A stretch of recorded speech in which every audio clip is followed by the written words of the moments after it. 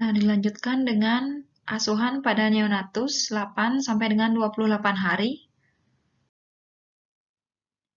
Baik, masih dengan saya, Nimade Mary Indraswari, NIM 070 dari kelas A. Nah, ini materi selanjutnya adalah melakukan anamnesa. Anamnesa merupakan pengkajian data yang dilakukan dengan cara melakukan serangkaian wawancara dengan pasien atau keluarga pasien atau dalam keadaan tertentu dengan penolong pasien. Tujuannya adalah untuk memperoleh data informasi tentang keluhan yang dialami oleh pasien. Anamnesa yang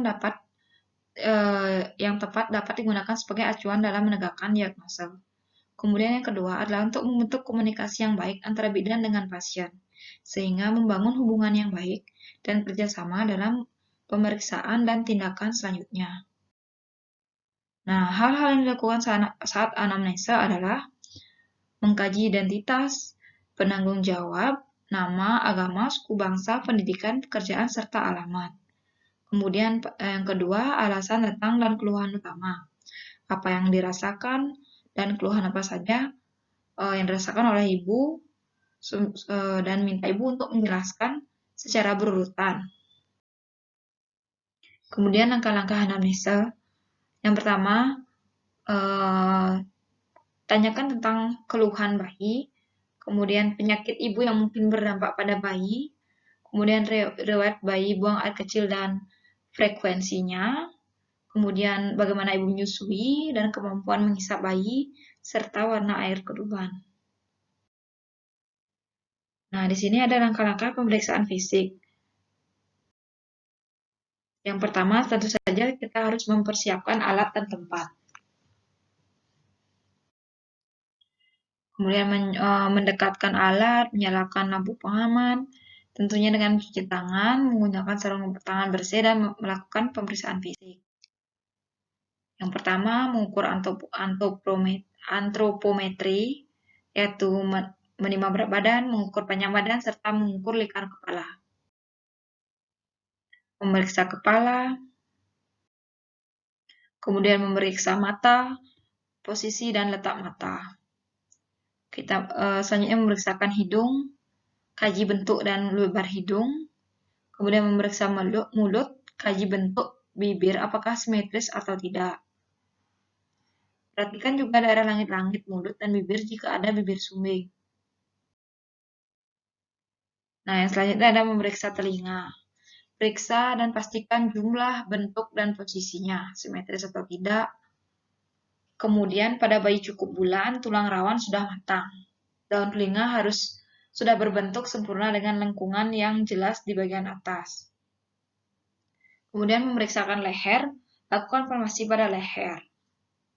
Apakah ada benjolan atau tidak. Kemudian memeriksa klavikula. Periksa klavikula menggunakan jari telunjuk. Meraba seluruh klavikula untuk memastikan adanya fraktur atau tidak. Dan selanjutnya ada memeriksakan dada dan aksila.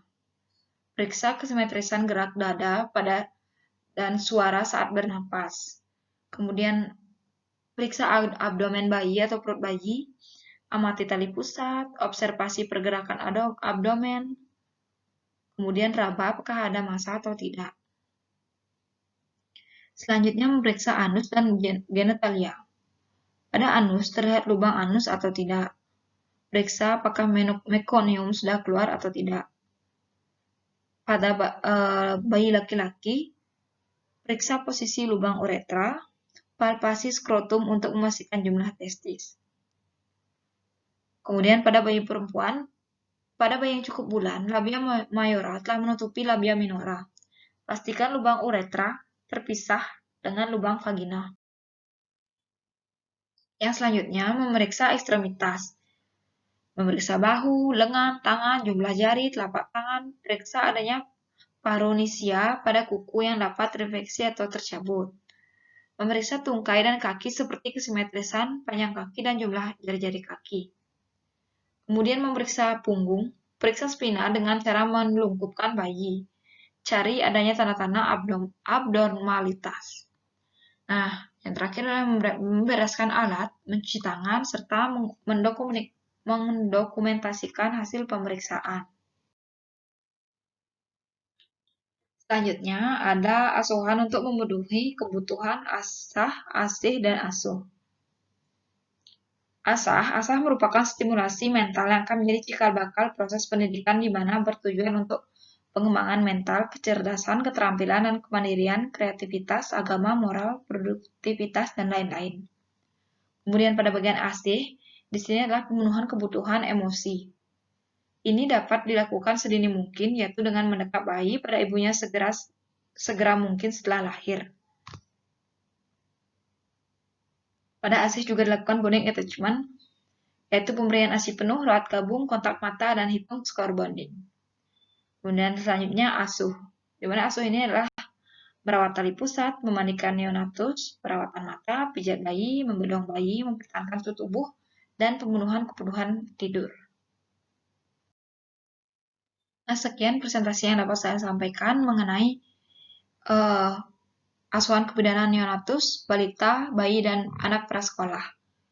Terima kasih.